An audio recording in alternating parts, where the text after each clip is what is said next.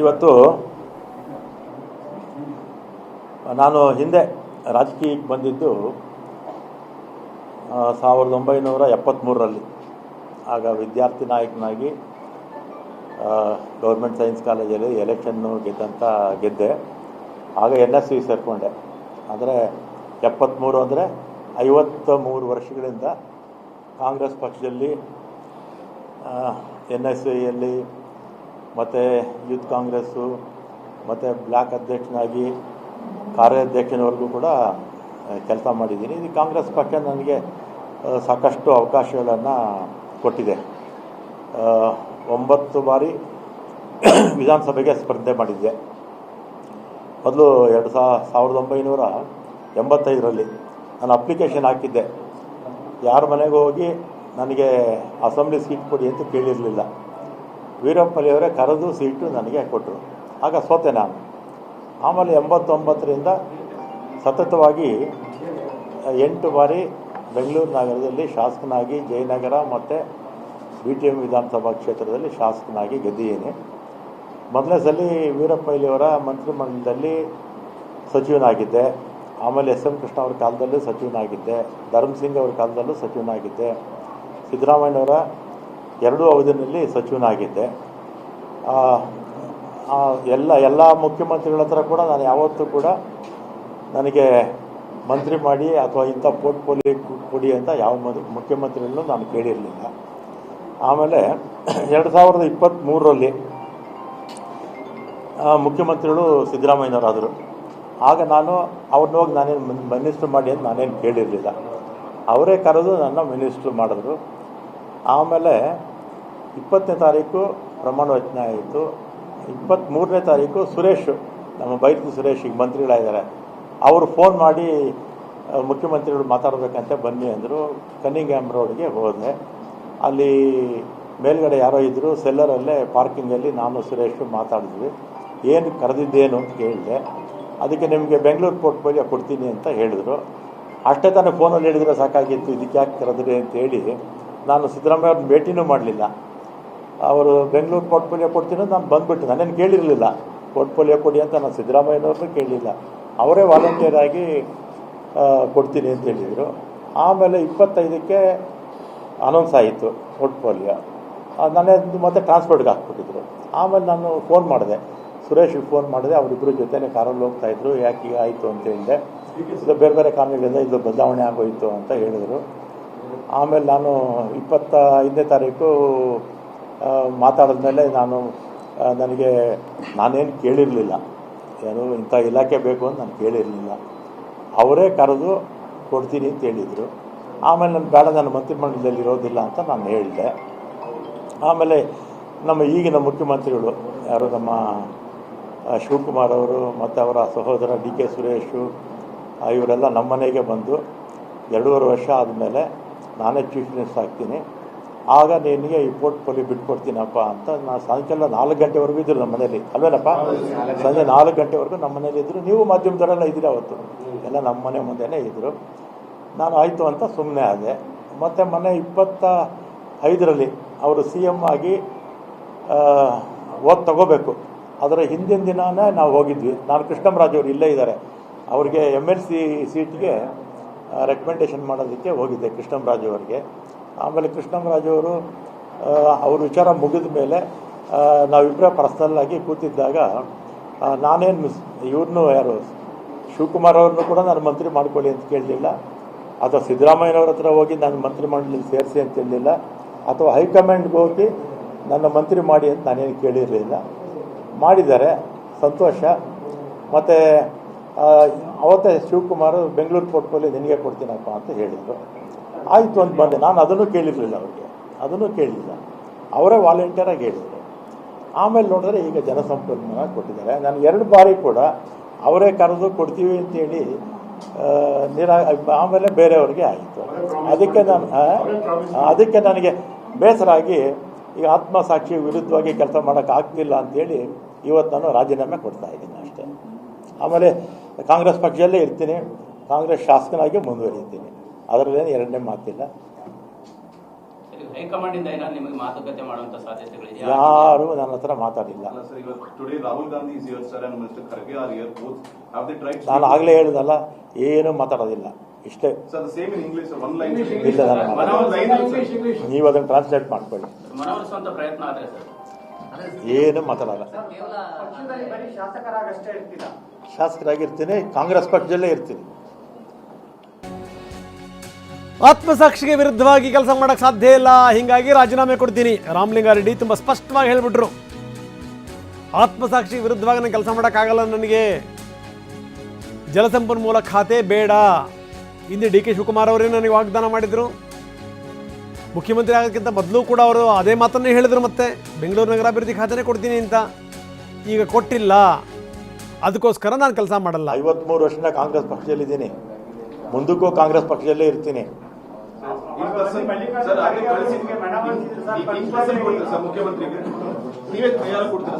ನಾನು ಕೈಯಲ್ಲಿ ಹೋಗಿ ಕೊಡೋಕೆ ನನಗೆ ಇಷ್ಟ ಇಲ್ಲ.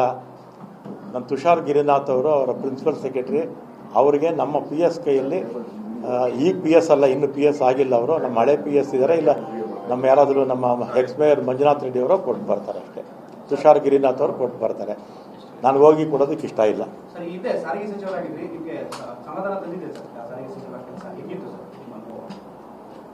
ಅದೆಲ್ಲ ಏನು ಮಾತಾಡಲ್ಲ ಈಗ, ಇವತ್ತು ಇಷ್ಟೇ. ಆಮೇಲೆ ನಾನು ಇದನ್ನ ಯಾಕೆ ಹೇಳ್ತೆ ಅಂದರೆ, ಏನೋ ರಾಮಲಿಂಗಾರೆಡ್ಡಿ ಪೋರ್ಟ್ಫೋಲಿಯೋಗೋಸ್ಕರ ಕೊಟ್ಟಿಡಿದ್ರು ಅಥವಾ ಮಾಧ್ಯಮಗಳಲ್ಲಿ ಬಂದಿದೆ, ಆದರೆ ಇದು ಜನಕ್ಕೆ ಗೊತ್ತಾಗಬೇಕು ಯಾವ ಕಾರಣಕ್ಕೆ ನಾನು ರಾಜೀನಾಮೆ ಕೊಟ್ಟಿದ್ದೆ ಅಂತ ಜನಕ್ಕೆ ಗೊತ್ತಾಗಬೇಕು ಅಂತ ನಾನು ಮಾಧ್ಯಮಗಳ ಮುಖಾಂತರ ಜನಕ್ಕೆ ತಿಳಿಸ್ತಾ ಇದ್ದೀನಿ ಅಷ್ಟೇ.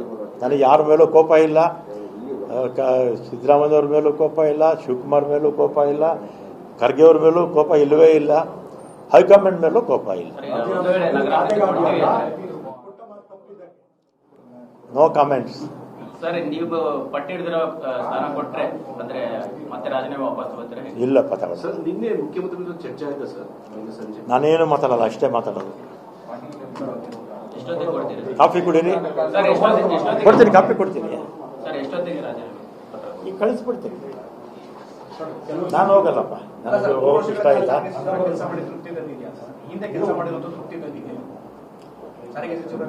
ನಾನು ಸಾರಿಗೆ ಅಲ್ಲ, ನಾನು ಫಸ್ಟು ವೀರಪ್ಪಲ್ಲಿ ಅವರು ಇದರಲ್ಲಿ minister of state for finance ಆಗಿದ್ದೆ, 4 ಇಲಾಖೆ ಕೊಟ್ಟಿದ್ದರು ಅದರಲ್ಲಿ.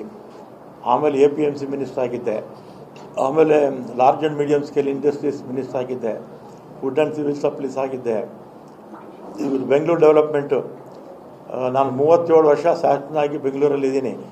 SM ಕೃಷ್ಣ ಅವರು ಒಂದೇ ಒಂದ್ಸಲಿ ಮಾತ್ರ ಕೊನೆಯ ವರ್ಷ ನನಗೆ ಬೆಂಗಳೂರು ಡೆವಲಪ್ಮೆಂಟ್ ಕೊಟ್ಟಿದ್ದರು.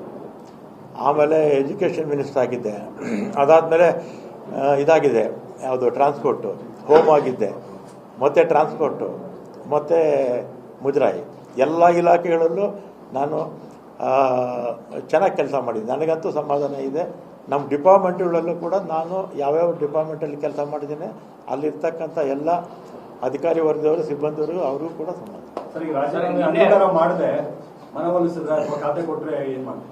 ಏನು ಮಾತಾಡಲ್ಲ. ಈಗ ಆತ್ಮಸಾಕ್ಷಿಗೆ ಈಗ ಹ್ಯುಮಿಲಿಯೇಷನ್ ಅಲ್ವಾ, ಎಷ್ಟು ಅಂತ ಇದು ಮಾಡೋಕ್ಕಾಗುತ್ತೆ?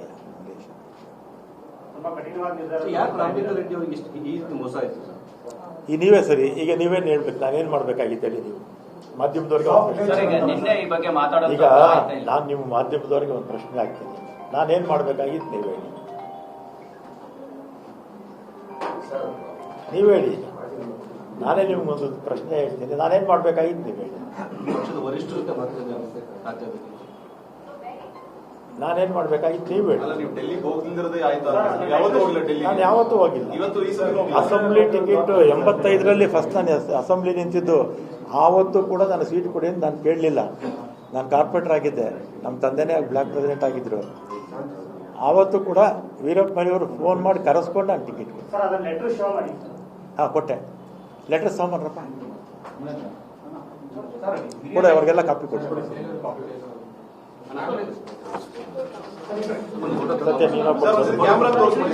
ಇಲ್ಲ, ಹೊರಗಿನ ಕಾಪಿನ ಕೊಡ್ತೀನಿ.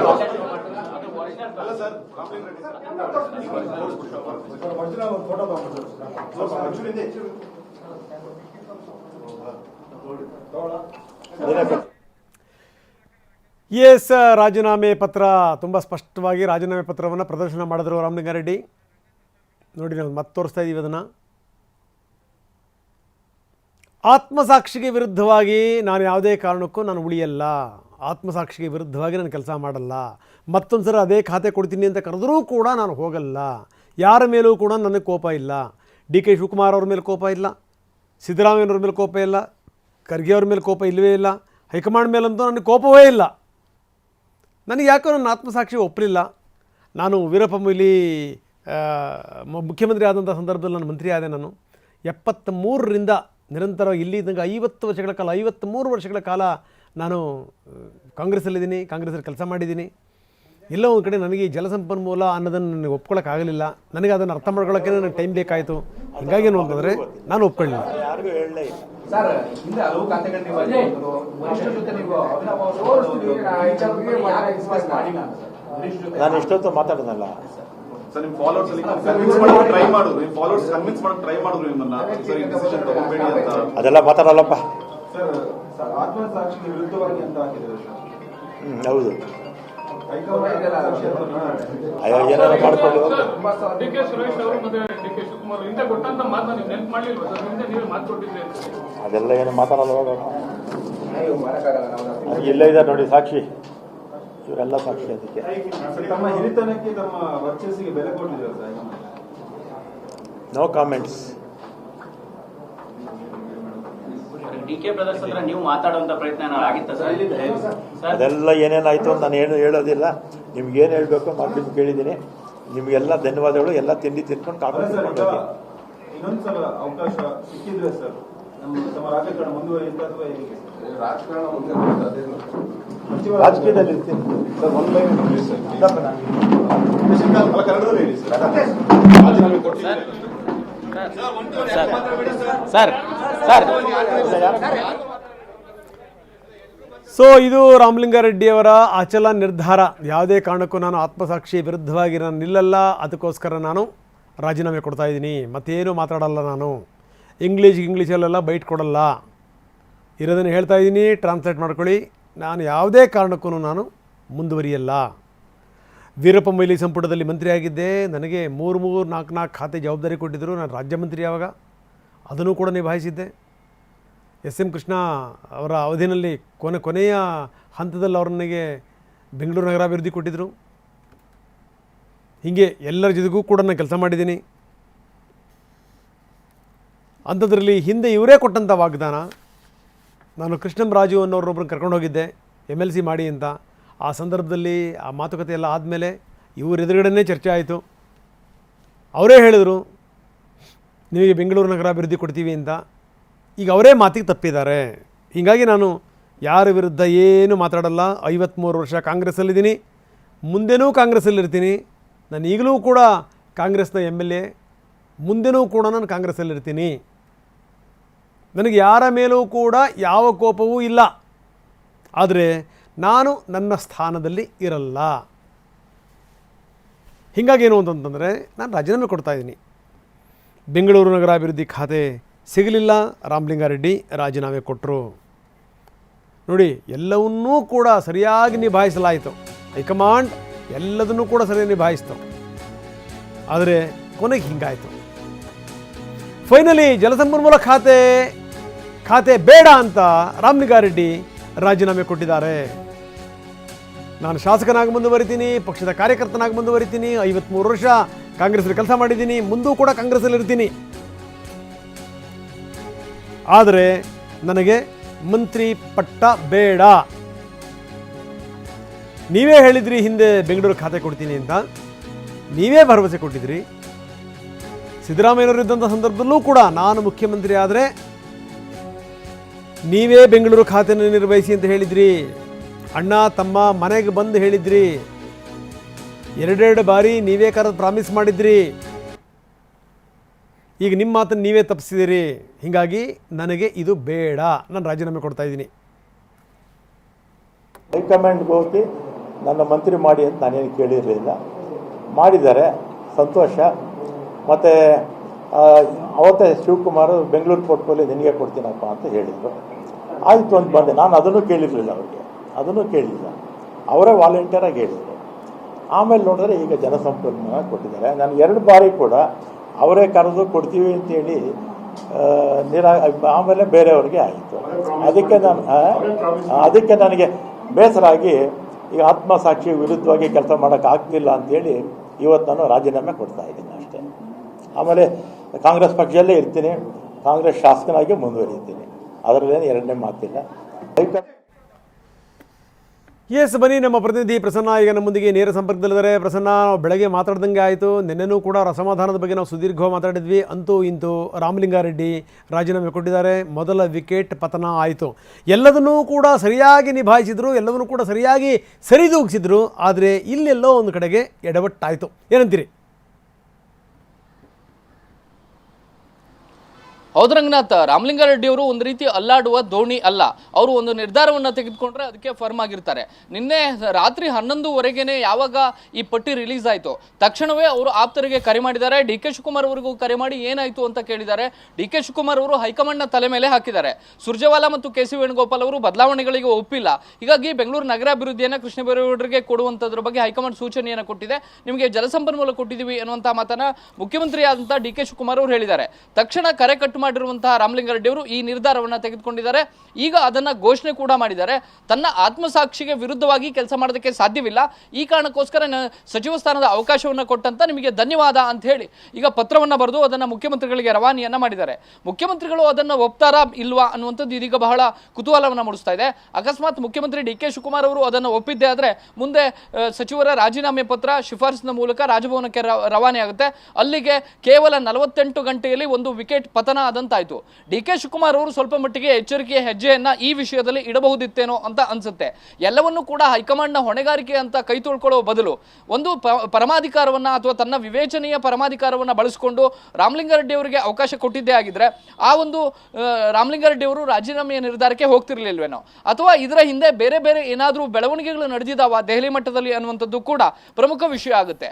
ಬೆಂಗಳೂರು ನಗರಾಭಿವೃದ್ಧಿ ಅಂದ್ರೆ ಅದು ಕೇವಲ ಸಣ್ಣ ಖಾತೆ ಅಲ್ಲ, ಯಾವುದೋ ಸಣ್ಣ ಪುಟ್ಟ ಖಾತೆಯ ವಿಚಾರದಲ್ಲಿ ನಡೆದಂತಹ ಮಾತುಕತೆಗಳು ಬೆಂಗಳೂರು ನಗರಾಭಿವೃದ್ಧಿ ಖಾತೆಯ ವಿಚಾರದಲ್ಲಿ ನಡೆದಿರೋದಿಲ್ಲ.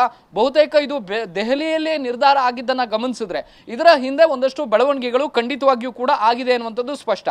ಈ ಬೆಳವಣಿಗೆಗಳ ಮಾಹಿತಿ ರಾಮಲಿಂಗಾರೆಡ್ಡಿ ಅವರಿಗೆ ಖಂಡಿತವಾಗಿ ಇದ್ದೇ ಇರುತ್ತೆ. ಇದೇ ಕಾರಣಕ್ಕೋಸ್ಕರ ಅವರು ಕಳೆದ 3 ವರ್ಷಗಳ ಹಿಂದೆ ಏನಾಯ್ತು, ಸಿದ್ದರಾಮಯ್ಯನವರ ಅವಧಿಯಲ್ಲಿ ಏನಾಯ್ತು, ತನಗೆ ಯಾವ ಖಾತೆಯನ್ನು ಕೊಟ್ಟರು, ತಾನು ಮನೆಯಲ್ಲಿ ಕೂತಿದ್ದೆ, ಆ ಸಂದರ್ಭದಲ್ಲಿ ಬೈರತಿ ಸುರೇಶ್ ಅವರು ಕರೆ ಮಾಡ್ತಾರೆ. ಕರೆ ಮಾಡಿ ಕನ್ನಿಂಗ್ಯಾಮ್ ರಸ್ತೆಗೆ ಕರೆಸ್ಕೊಂಡು ಬೆಂಗಳೂರು ನಗರಾಭಿವೃದ್ಧಿಯನ್ನ ನಿಮಗೆ ಕೊಡ್ತೀವಿ ಅನ್ನುವಂಥ ಭರವಸೆಯನ್ನು ಕೊಡ್ತಾರೆ ಅನ್ನುವಂಥ ಮಾಹಿತಿಯನ್ನು ಹಂಚಿಕೊಂಡ್ರು.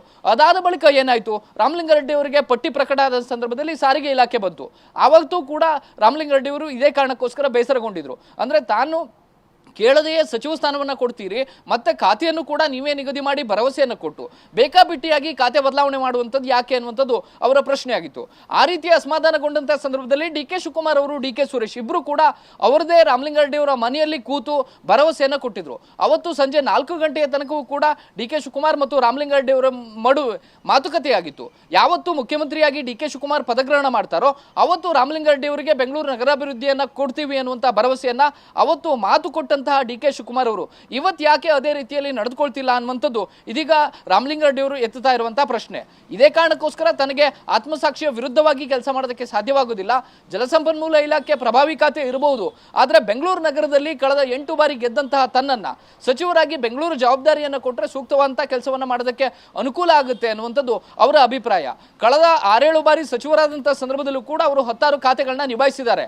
ಅದರಲ್ಲಿ ಅವರ ಪರ್ಫಾರ್ಮೆನ್ಸ್ ಅವರಿಗೆ ತೃಪ್ತಿಯನ್ನ ತಂದುಕೊಟ್ಟಿದೆ. ಹೀಗಿದ್ದು ಕೂಡ ತನ್ನ ಹಿರಿತನದ ಆಧಾರದ ಮೇಲೆ, ಬೆಂಗಳೂರಿನ ಆಧಾರದ ಮೇಲೆ ತನಗೆ ಬೆಂಗಳೂರು ನಗರಾಭಿವೃದ್ಧಿಯನ್ನೇ ಕೊಡಬೇಕಾಗಿತ್ತು ಅನ್ನುವಂಥದ್ದು ಇದೀಗ ರಾಮಲಿಂಗಾರೆಡ್ಡಿ ಅವರು ಪಟ್ಟು ಹಿಡಿದು ಕೂತಿದ್ರು. ಈಗ ರಾಜೀನಾಮೆ ಸಲ್ಲಿಕೆ ಆಗಿದೆ. ಡಿ ಕೆ ಶಿವಕುಮಾರ್ ಅವರ ಅಂಗಳಕ್ಕೆ ಹೋಗಿ ಬಿದ್ದಿರುವಂತಹ ಈ ರಾಜೀನಾಮೆ ನಿರ್ಧಾರ ಏನಾಗುತ್ತೆ, ಅದರ ಅಂಗೀಕಾರ ಆಗುತ್ತಾ ಇಲ್ವಾ ಅನ್ನುವಂಥದ್ದು ಮುಂದಿನ ರಾಜಕೀಯ ಬೆಳವಣಿಗೆಗಳಿಗೆ ದಾರಿ ಮಾಡಿಕೊಡಬಹುದು. ರಂಗನಾಥ.